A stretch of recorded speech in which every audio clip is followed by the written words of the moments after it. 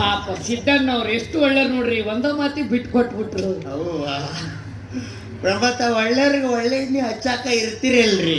ಸ್ವಾತಂತ್ರ್ಯಕ್ಕಾಗಿ ಹೋರಾಡಿದ ಮಹಾತ್ಮನೂ ಅಲ್ಲ, ಗತ್ತಿನಿಂದ ಗಣಿಗಾರಿಕೆ ಮಾಡಿಕೊಂಡಿದ್ದ ನನ್ನ ಮೇಲೆ ತಮ್ಮ ದ್ವೇಷಕಾರಿ, ನಾನು ಮಾಡುತ್ತಿದ್ದ ಗಣಿಗಾರಿಕಾ ದಂಧೆ ಬೇಲಿ ಎತ್ತಿನಿಂದ ಕೂಡೈತಿ ಅಂದ್ರ ಅಕ್ರಮವಾಗಿ ನಡೆದೈತಿ ಅಂತ ನನ್ನ ಮೇಲೆ ಸರ್ಕಾರಕ್ಕೆ ಫಿರ್ಯಾದಿ ಕೊಟ್ಟು ನನ್ನ ಮಟ್ಟ ಹಾಕಕ್ ನೋಡ್ದ. ಆ ಕೆಟ್ಟ ನಾಲಾಯಕ್ ನನ್ನ ಮಗ ಪರಮೇಶ್ವರ್ ದೇಶಮುಖ್ ಹುಟ್ಟು ಹಾಕಿದಂತ ಕುತಂತ್ರಕ್ಕೆ ಬಲಿಯಾದ ಬಲಿಪಶುಲೆ ನಾನು.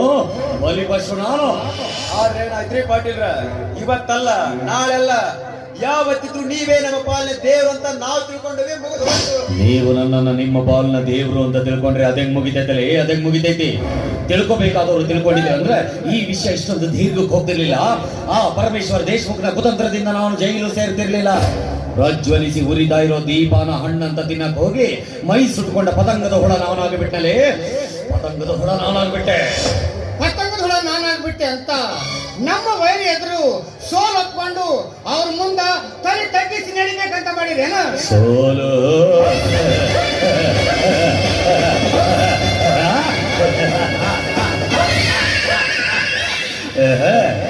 ಸೋಲು ಎನ್ನುವ ಪದ ಇನ್ನು ಮುಂದೆ ಈ ವಿಷಕಂಠರಾವ್ ಪಾಟೀಲ್ನ ಅಕ್ಕಪಕ್ಕದಲ್ಲಿ ಸುಳಿಬಾರದು. ಸೆರೆವಾಸ ಪ್ರಾರಂಭಿಸಿ ದರಗಳಿಗೆಯಿಂದ ಕೆರಳಿದ ಹುಲಿಯಂತೆ ಗರ್ಜಿಸುವ ನನ್ನೀ ಗರ್ಜನೆಗೆ ಇನ್ನು ಮುಂದೆ ಈ ಪ್ರಪಂಚದ ಯಾವುದೇ ವ್ಯಕ್ತಿ ಆಗಲಿ, ಯಾವುದೇ ಶಕ್ತಿ ಆಗಲಿ ನನಗೆದುರು ನಿಲ್ಲಬಾರದು ಅಂತ ಪಣ ತೊಟ್ಟು ಹೊರ ಬಂದಿರುವ ಈ ಛಲದಂಗ ಮಲ್ಲನಿಗೆ ಸೋಲು ಎನ್ನುವುದು ಕನಸಿನ ಮಾತು. ಆಹಾ, ಕನಸಿನ ಮಾತು. ನಾನು ಯಾರು? ಪಾಟೀಲ್, ವಿಷಕಂಠರಾವ್ ಪಾಟೀಲ್.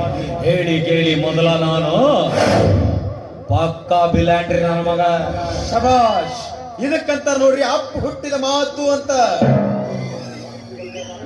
ಅಂದ್ರೆ ಇಷ್ಟೊತ್ತನ ಮಾತಾಡಿದ್ದೀನಿ, ಮಿಂಡ್ರಿ ಹುಟ್ಟಿದ ಮಾತಾಡ್ಲಿ ಹಂಗಲ್ರಿ ಪಾಟೀಲ್. ಹೋಗಲ್ ಬಿಡ್ರಿ ಪಾಟೀಲ್ರ, ಹೆಂಗಂದ್ರೆ ನೀವು ಊರಿಗೆ ಬಂದಿರಿ ಅಂದ್ಮೇಲೆ ಇನ್ನು ಮೇಲೆ ನಮ್ಮ ಮುಂದೆ ಕೆಲಸ